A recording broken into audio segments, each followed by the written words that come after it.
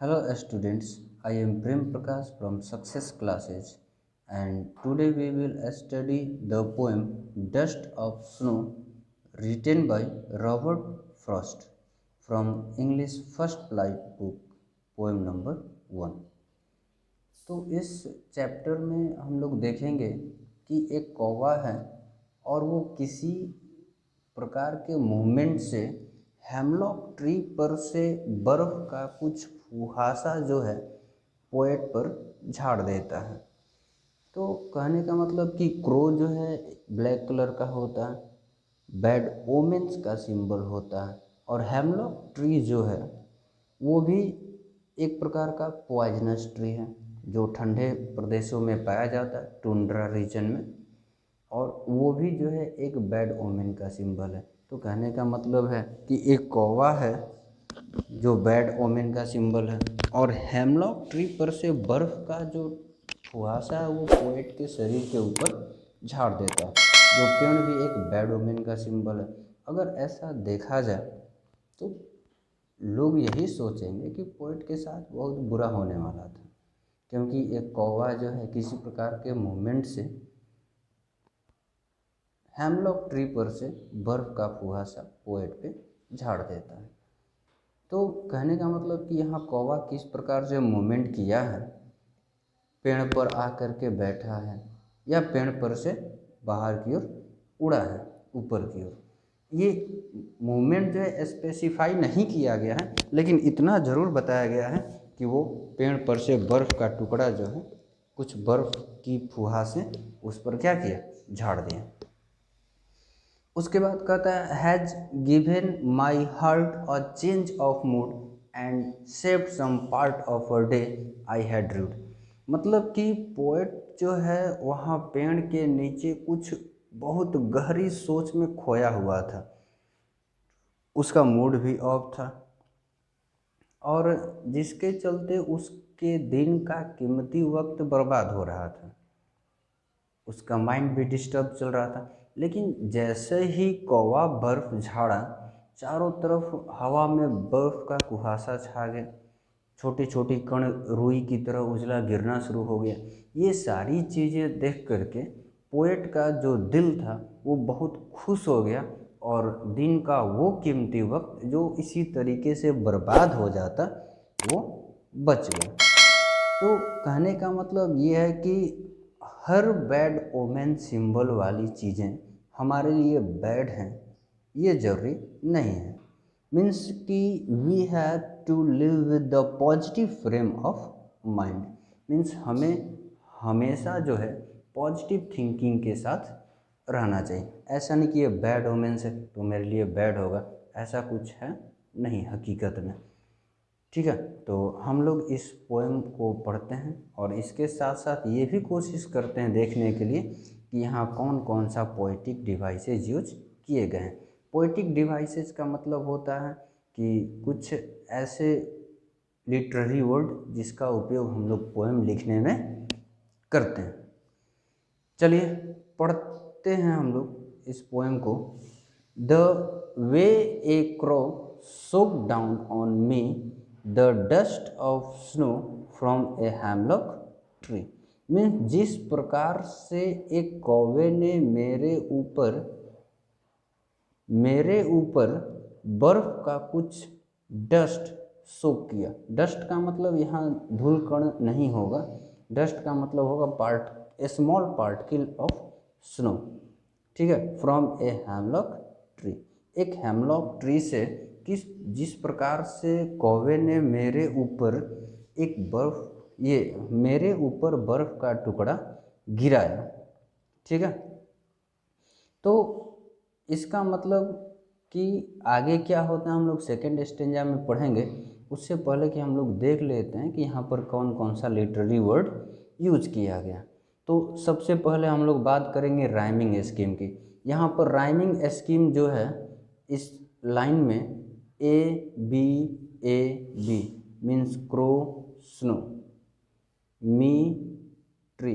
Rhyming का मतलब होता है कि एक जैसे वर्ड लास्ट में आते हैं। ठीक है, तो यहाँ पर देखिए एक वर्ड जैसे वर्ड क्रो हो गया, स्नो हो गया, वो एक जैसे वर्ड है।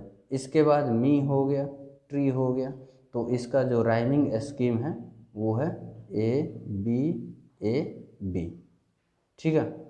इसके बाद और कौन कौन सा लिटरेरी डिवाइसेज इसमें यूज किया गया, तो इसमें यूज किया गया है इंजैबमेंट। इंजैबमेंट का मतलब क्या होता है, तो इंजैबमेंट का मतलब ये होता है कि एक ही सेंटेंस जो है अलग अलग लाइन में यूज लिखा गया होता है। इसका मतलब कि हम लोग यहाँ से शुरुआत से पढ़ना शुरू करते हैं, the way A crow soak down on me the dust of snow from a hemlock tree. इसका मतलब ये हुआ कि यहाँ बीच में कहीं फुल स्टॉप नहीं है, मीन्स एक ही लाइन, एक ही सेंटेंस को अलग अलग लाइन में लिखा गया है। तो इस प्रकार के लिटरेरी डिवाइस को हम लोग कहते हैं इंजैबमेंट। इसके बाद हम लोग पढ़ेंगे कि अगला कौन सा लिटरेरी डिवाइस है इसमें, तो अगला जो लिटरेरी डिवाइस है इसका नाम है एजोनेंस। एजोनेंस का मतलब क्या होता है, assonance means repeating of vowels, repeating of vowels in closely words either in the started, middle और end। जैसे एग्जाम्पल की बात करते हैं तो सेकेंड लाइन में यहाँ दिया है सोक डाउन ऑन, मीन्स यहाँ जो ओ वर्ड है वो प्रोमिनेंटली रिपीट कर रहा है, तो हम इस तरह के और एक नज़दीक के वर्ड में रिपीट कर रहा है। ठीक है, तो इस प्रकार के लिटरेरी डिवाइस को हम कहते हैं एजोनेंस। ठीक है, चलिए हम लोग सेकेंड स्टेंजा पढ़ते हैं। Has given my heart a change of mood and saved some part of a day I had rued. इसका मतलब ये हुआ कि has given my heart,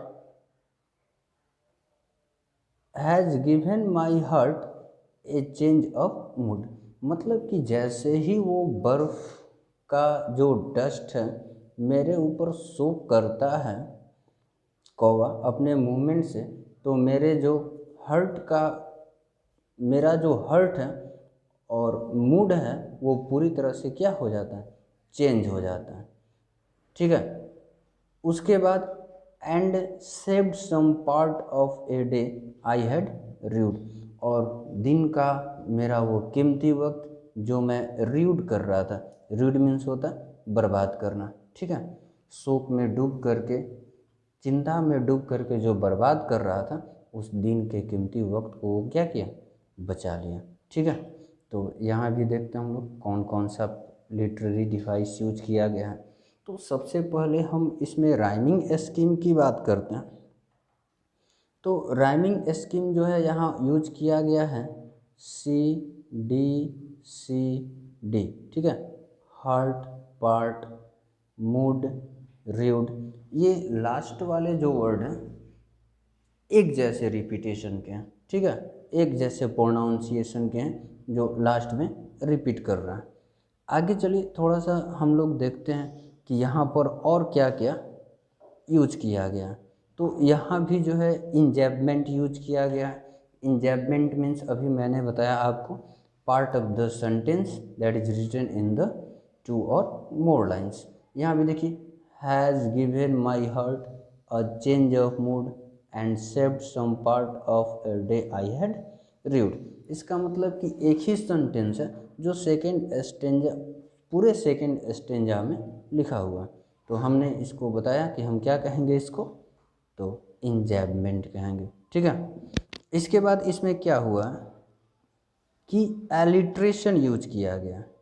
alliteration का मतलब होता है, means alliteration means the repetition of same consonant sound at the beginning, middle और end of the 2 consecutive words. इसका मतलब ये हुआ कि एक ही तरह के कंसोनेंट साउंड का शुरुआत में, बीच में या लास्ट में एक ही लाइन में जो रिपीटेशन होता है उसको हम कहते हैं alliteration.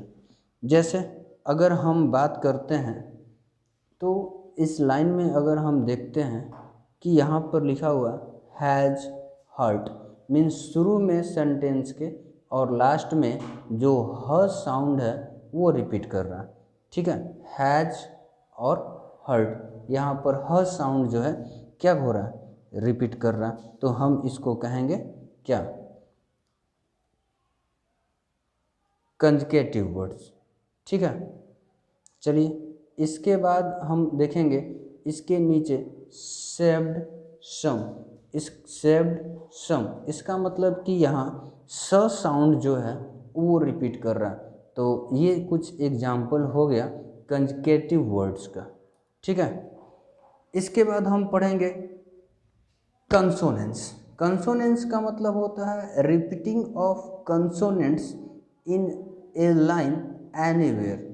Anywhere means either in the starting of a word, middle और एंड ऑफ द वर्ड्स। जैसे अगर हम बात करते हैं तो देखेंगे लास्ट लाइन में they had read, means they had rued. इसका मतलब जो डी वर्ड है वो लगातार के जो डी लेटर है वो लगातार के वर्ड्स में क्या हो रहा है, रिपीट कर रहा है, तो हम इसको कहेंगे क्या कि ये है कंसोनेंट्स, ठीक है। तो इस चैप्टर में इतना ही था।